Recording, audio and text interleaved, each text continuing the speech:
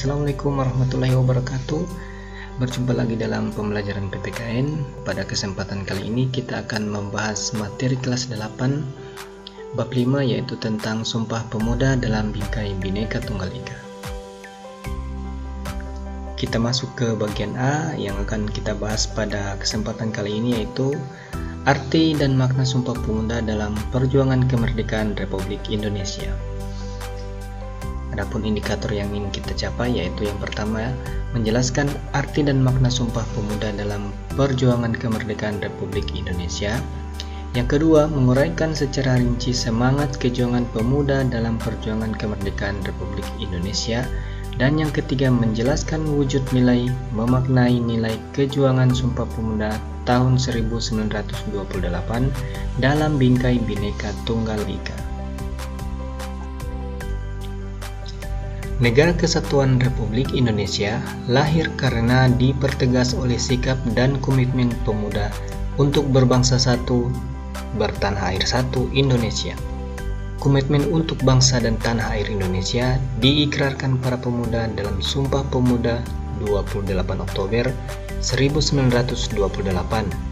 Sumpah Pemuda menjadi sangat penting dalam sejarah bangsa Indonesia karena telah menjadi penegas arah perjuangan bangsa Indonesia.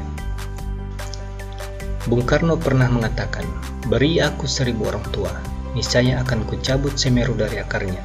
Beri aku 10 pemuda, niscaya akan kuguncangkan dunia." Ini menandakan bahwa peran pemuda sangat penting dalam perjuangan kemerdekaan Republik Indonesia.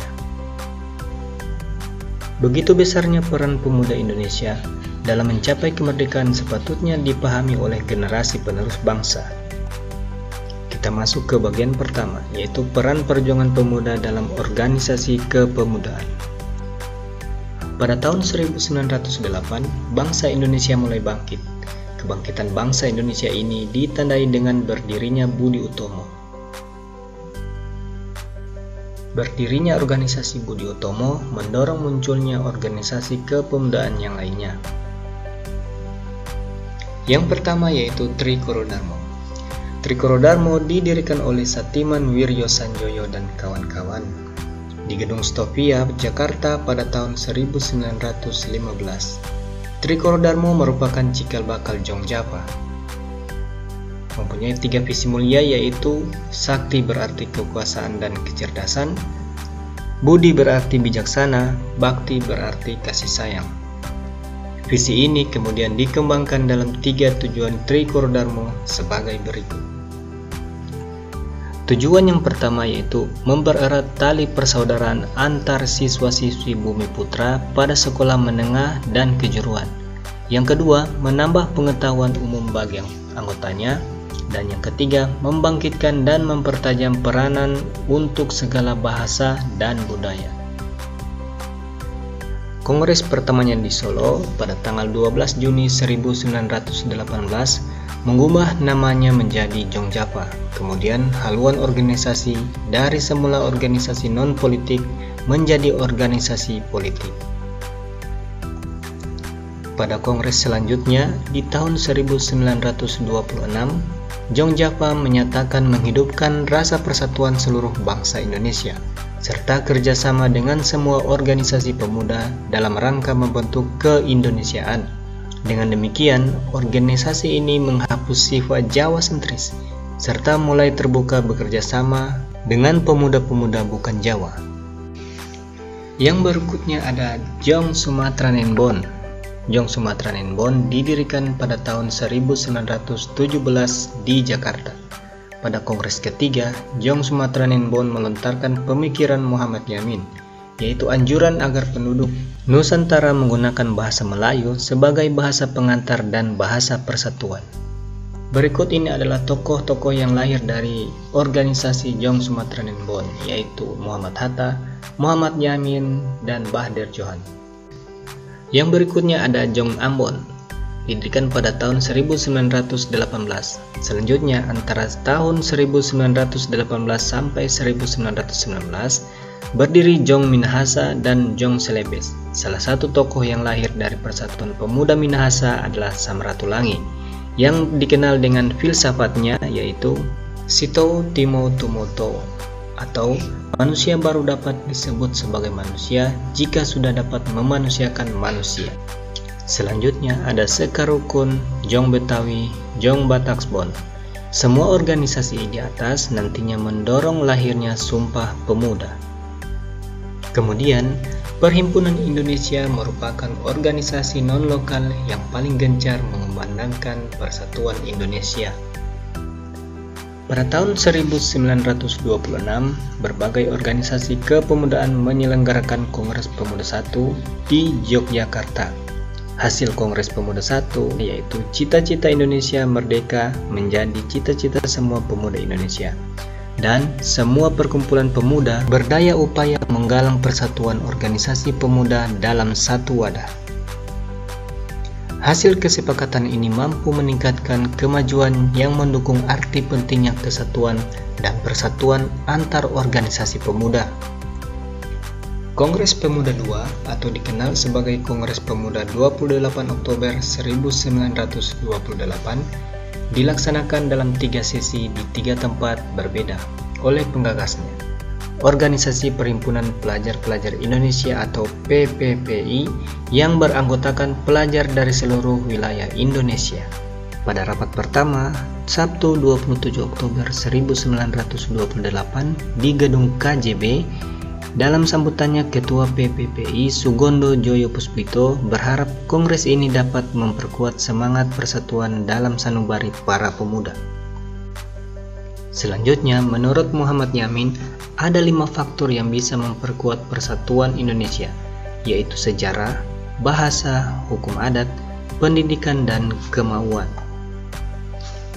Selanjutnya pada rapat kedua, Minggu 28 Oktober 1928 di Gedung Osjava Bioskop, membahas masalah pendidikan. Kedua pembicara yaitu Purnomo Wulan dan Sarmidi Mangunsarkoro berpendapat bahwa anak harus mendapat pendidikan kebangsaan. Harus pula ada keseimbangan antara pendidikan di sekolah dan di rumah. Anak juga harus dididik secara demokratis. Dalam peristiwa Sumpah Pemuda yang bersejarah tersebut, diperdengarkan lagu kebangsaan Indonesia yang pertama kali yang diciptakan oleh W.R. Supratman. Lagu Indonesia Raya dipublikasikan pertama kali pada tahun 1928 pada media cetak surat kabar Sinpo. Dalam sejarah perjuangan bangsa Indonesia, para pemuda telah mampu memanfaatkan fase gejolak kepemudaan untuk diarahkan menjadi daya dorong dalam memperjuangkan kemerdekaan Indonesia. Gerakan perjuangan para pemuda makin gencar dilakukan di seluruh Indonesia. Sejarah mencatat beberapa pejuang nasional yang berjuang dan meninggal di usia muda. Para pahlawan tersebut diantaranya sebagai berikut: Wage Rudolf Supratman, Hairil Anwar, Walter Monginsidi, dan I Gusti Ngurah Rai. Adapun nilai-nilai luhur yang terkandung dalam Sumpah Pemuda adalah sebagai berikut: cinta bangsa dan tanah air, persatuan, sikap rela berkorban, mengutamakan kepentingan bangsa, dapat menerima dan menghargai perbedaan, semangat persaudaraan, dan meningkatkan semangat gotong royong atau kerjasama. Pemuda merupakan generasi penerus, generasi pengganti, dan generasi pembaharu pendahulu mereka. Pemudalah yang akan menjadi tonggak perubahan suatu bangsa. Baik buruknya suatu bangsa dapat dilihat dari pemudanya. Pasal 1 Ayat 1 Undang-Undang Nomor 40 Tahun 2009 tentang Kepemudaan mendefinisikan pemuda adalah warga negara Indonesia yang memasuki periode penting pertumbuhan dan perkembangan yang berusia 16-30 tahun. Kemudian pada pasal 1 ayat 2 menyebutkan kepemudaan adalah berbagai hal yang berkaitan dengan potensi, tanggung jawab, hak, karakter, kapasitas, aktualisasi diri, dan cita-cita pemuda. Terjadinya Sumpah Pemuda pada tanggal 28 Oktober 1928 itu sendiri menunjukkan bahwa pemuda Indonesia memiliki potensi, tanggung jawab, hak, karakter, aktualisasi diri, dan cita-cita. Perjuangan pemuda di masa lalu tentulah berbeda dengan perjuangan generasi muda zaman sekarang. Pemuda zaman sekarang hidup dengan aman dan bebas, tidak ada tekanan dan peperangan. Dalam menuntut ilmu pun, semua warga negara dapat mendapatkan pendidikan yang sama dan sederajat. Tidak terlalu sulitnya tantangan yang dihadapi pemuda sekarang. Hal yang dibutuhkan dari peran generasi muda yaitu isi kemerdekaan ini dengan kegiatan-kegiatan bersifat positif. Kegiatan positif pemuda terutama pelajar, di samping giat belajar, diantaranya mengikuti kegiatan memupuk rasa cinta tanah air dan patriot bangsa seperti aktif di organisasi sekolah seperti PMR, OSIS, Pramuka, dan Paskibra. Pemuda juga seharusnya memahami simbol-simbol negara dan bagaimana memperlakukan simbol-simbol negara tersebut. Memahami simbol negara bertujuan untuk memperkuat persatuan dan kesatuan Negara Kesatuan Republik Indonesia, menjaga kehormatan yang menunjukkan kedaulatan bangsa dan Negara Kesatuan Republik Indonesia, dan menciptakan ketertiban, kepastian, dan standarisasi penggunaan bendera, bahasa, dan lambang negara, serta lagu kebangsaan. Simbol-simbol negara menurut Undang-Undang Nomor 24 Tahun 2009 yaitu bendera, bahasa, lambang negara, dan lagu kebangsaan. Demikian ringkasan materi saya pada kali ini. Semoga materi yang saya sampaikan bermanfaat. Wassalamualaikum warahmatullahi wabarakatuh.